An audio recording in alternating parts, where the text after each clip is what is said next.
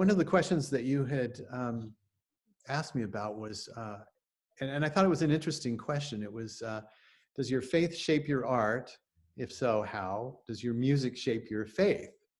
I really liked the contrast of that. Music, and especially the part about music shaping my faith, because people don't often think about that. They think about how your faith might shape your music, but they don't think about it the other way around. One of the things that happened as I began to walk as a Christian in this new environment was that I really understood the sacramental point of view of life immediately. That was the thing that communicated to me very clearly. I didn't have a vocabulary for it at the time. Ended up in an Anglican church eventually, which did have a vocabulary for it. And I learned a lot there.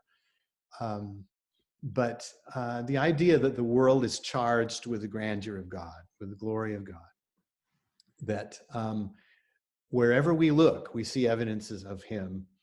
And it's, you know, a lot of people understand how that works in nature, but don't understand maybe necessarily as well how it works through the works of man, the works of art that man has created, how that work is charged with the glory of God as well. And so I see Him at work in 1,000 men's faces, to use Hopkins' line, and in their works. And you see it sometimes in the works of composers who avowedly were not Christian or avowedly were atheist or agnostic. Their works speak louder than their words sometimes, and you actually hear the Stones crying out when you listen to their music, and you realize God has inhabited this in some way, you know. And I think there's an interplay between my music and my faith in that way that goes both ways, you know.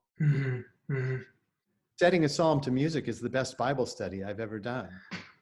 Oh yes, I agree. You know what I'm talking about?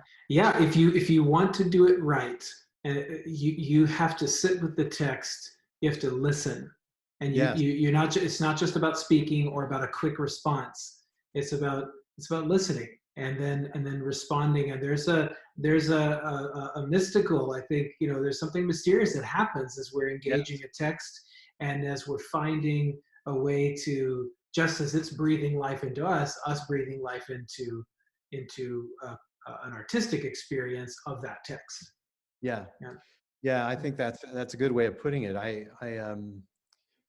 feel like in coming at a text to set it to music, you have to ask yourself, well, why is this music that I can imagine going with that text not right? What rules that music out? And then and that thing that you find is that there's some kind of core within yourself, or that indwells you, that helps you sift in almost like spiritual discernment, helps you sift through your ideas to try and find the proper idea for that particular line of the sacred text. And I think that's an exercise that is really something to be thankful for as a composer, that you have the privilege of doing that.